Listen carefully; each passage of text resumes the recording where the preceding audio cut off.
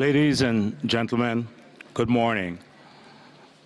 My name is Bharrat Jagdeo of Guyana, and I will be chairing the 23rd session of COFO. May I say how pleased we are to have you here today, particularly the members of such a distinguished panel. And we look forward to hear from them, the speakers today, and to listen to their directions about the future. As I declare the 5th World Forest Week open, may I just say a few words about my experience so far. Last year, I chaired the COFO, and at that time, we had extensive discussions about the future of forestry in the world. Many of their presenters spoke about the changing importance of forests.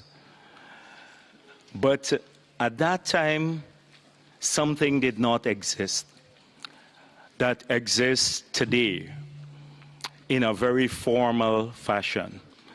And that is that since the last COFO, we have had 2 significant events globally that have set a new framework for the discussions about the importance of forestry to people and to the world.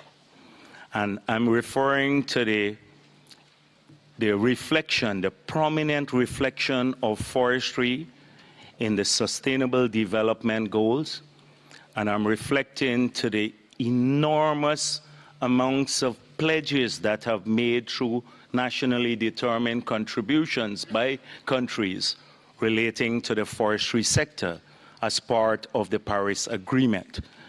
And I believe that those 2 things should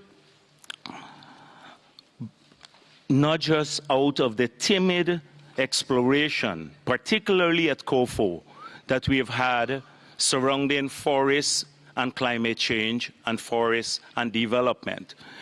And so I hope that the Director General and with the members of COFO, that after this session of COFO, we will leave here with a new attitude about forests and seek to establish a new framework for our thinking about forests.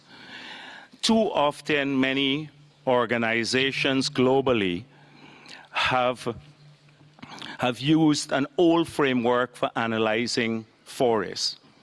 And so, although we have seen in the post-Copenhagen Agreement, the Oslo conference pledging billions of dollars for forests, much of that money still languishes in many bank accounts.